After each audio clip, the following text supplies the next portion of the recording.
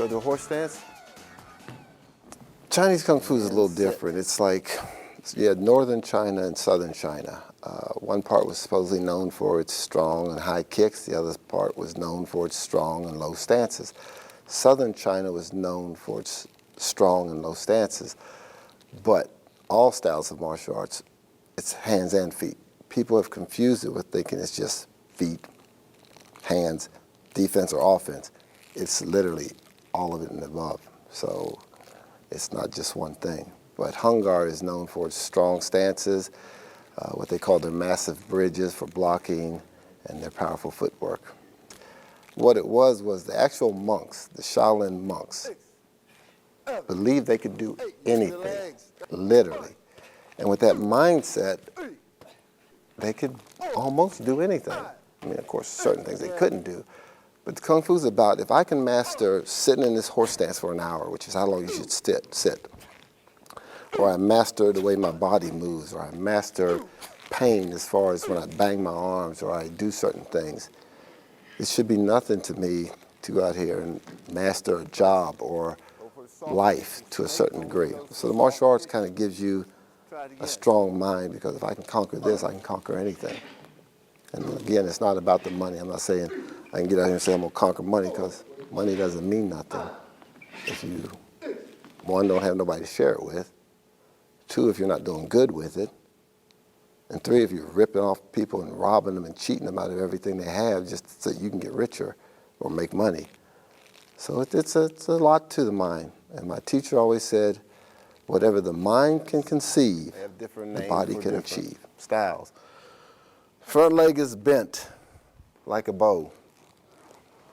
The back leg is locked just like an arrow. So when we decide to throw kicks from training purposes, this is the stance we will shoot them out of, just like shooting a bow out of an arrow.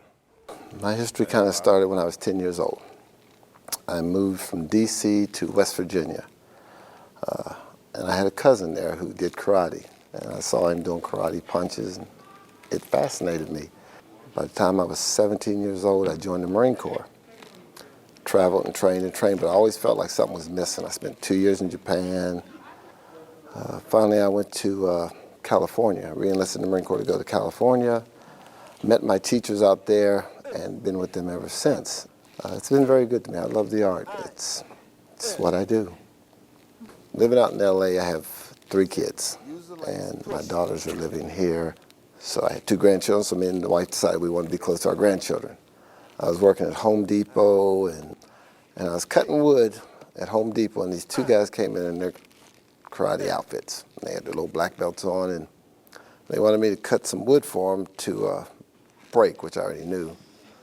And so I was cutting the woods and was talking to them, and I said, "Oh, y'all do karate?" And they swelled up and said, "Yeah, we're black belts." I said, "Oh." They said, "Well, did you do the art?" I said, "Well, yeah." They said, "What style you do? Or where you study at?" They asked me. I said, "I studied out in LA. I said, "I actually teach Kung Fu." Then they kind of deflated a little bit, and they said, "Oh, where do you teach at here?" And I said, "I don't." And they kept coming back and forth to Home Depot's, bugging me to teach them. So finally I said, "Okay, look, I'll teach at my house, but I'm not going to open a school." So I started teaching at my house, and finally I started teaching at his house, which his name's Tom Militella, who is still with me.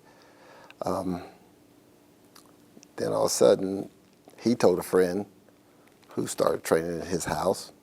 Then they told another friend who started training at their house. Then they said, "Why don't you open up a school?" I said, "I really don't want to. I have no intentions of really teaching." And they kept pressuring me, and I'm easy. So finally, we opened up a school. 2, 3, 4, set, 5, 6. The way we train here is I follow a traditional pattern. I do not deviate from tradition. We stretch a little bit just to get the muscles a little warmed up. Then we will go straight into what we call stances. Now, a lot of people don't understand stances. Stances are designed to develop strong legs and a strong body. And my teachers used to always say it's like a house or a tree. If you build a house and it doesn't have a strong foundation, it's going down. If a tree doesn't take good roots in the earth, it's going down. To consider yourself a fighter or a martial artist, If you don't have a strong foundation, you're going down.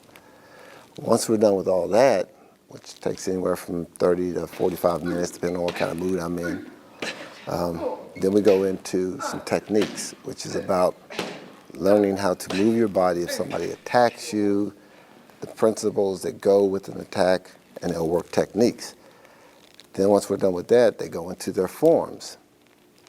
Forms are what some people call katas. It's just a sequence of movements to practice.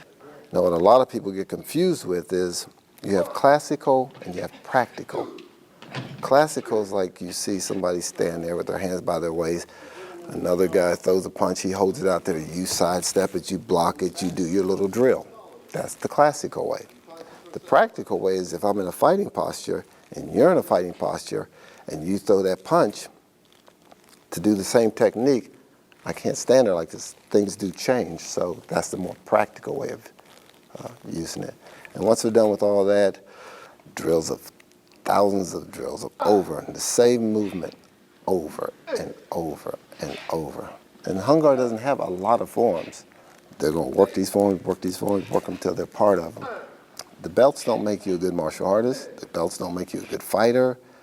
The belts don't even mean you know what you're doing. They just mean you paid your money. In most cases, there's exceptions. Don't get me wrong, I'm not putting them all down. You paid your money, you went through a little drill that your teacher told you to memorize, and you got your belt. And that's sort of the history of the martial arts in this country. I don't believe in that. I believe in the old ways. Sweat, learn it, perfect it, master it, and make it yours. Don't just remember it. I forget where my keys are half the time, so how am I going to remember a form and then think I can fight if I don't make that form or those movements part of who I am? I teach my students if I'm not claiming to be the baddest, the toughest, the meanest. I don't make my students. If you're in a situation, I try to tell them, if you're in a situation, get him off you. Then run. There's no shame in running. Press, attack the throat. So when he punches, I just, 1, redirect it, 2, kick, 3. Even me, after 38 years of training, I'm not where I need to be or where I want to be. My teachers have 60, and Lum Joe, which this is amazing to me, he's 98 years old, still lives, still teaches, and still does everything. He is an amazing man. But at 98 years old, he still trains, and he started when he was 6, so he's been training 91 years. And he still trains, so who am I to not train, and who are these guys with 7 years to think that they're all that? If you ever met my wife, my kids, or anybody that truly knows me, they will tell you I will train until I die, literally, and that's no exaggeration. For more information about the Louisville Shaolin Fighting Arts, visit the website at allabouttheart.com. Thanks for watching. We're always on the lookout to bring you more insight to sport.